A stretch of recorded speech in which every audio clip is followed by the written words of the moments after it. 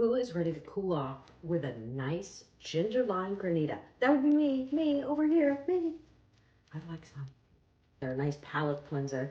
And in the hot weather we're having right now, it would be a treat for anybody just as a snack or at the end of a heavy meal. If you're making a heavy meal, that's what I mean. It's very simple. There's not much to it. The one big ingredient that you do need with this, though, is thyme.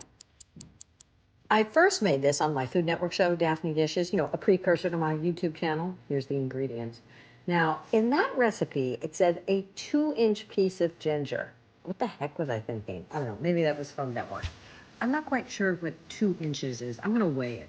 Essentially, it's about 1 ounce of fresh ginger. So we want to peel it. And at this point, I was questioning, why don't I have a paring knife? Okay, can somebody put that on my wish list? I need a paring knife. Then you're going to grate it. You can use a box grater like this or a microplane, which maybe I should have done since I have one. It's not that big of a deal, a tad bit of effort. Little effort is the 5 cups of water to put in a saucepan.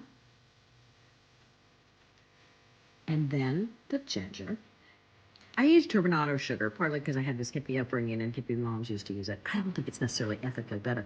It's just that the crystals are bigger, so it's going to change the grainy texture of the granita. And because it has a little molasses, give it a little different taste. But if you only have white sugar, it's absolutely no problem.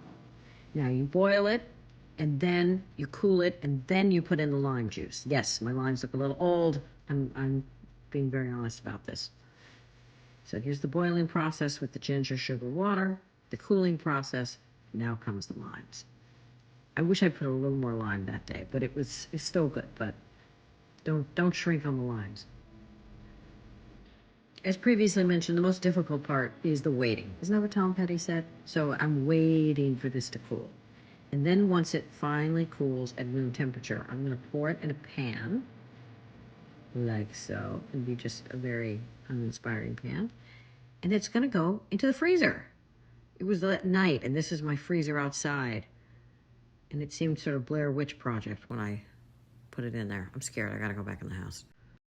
But on a bright, shiny day, it's ready to go. Now that it's frozen, there's one other thing I'm going to need. Why, that's crazy, Daphne. Yeah, it is. And just bang away. Get those icy crystals up to the top so you can scoop them out. Great for when you have little kids. When my kids were little, and I could say, oh, go bang this thing up, and then you're going to have a sugary treat. Check, please.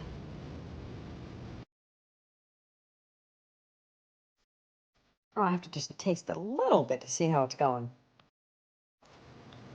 Oh my God. It's like snow, but with a great ginger taste.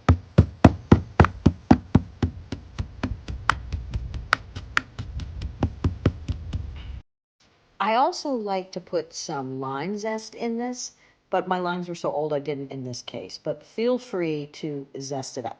So you can scoop it up. I like to put it in a martini glass. And since I didn't have the lime for color, I'm going to add a little bit of fresh mint from my garden. This is so refreshing. Oh my gosh. There's so much ginger taste. You could put more lime if I had remembered to buy more lime. But just the ginger is great. Where'd I get this shitty spoon? I have good spoons. Where did this one come from? Isn't that weird sometimes when you're like, how did I get... Anyway, make this. It'll cool you off. You'll love it. Oh, brain freeze, brain freeze.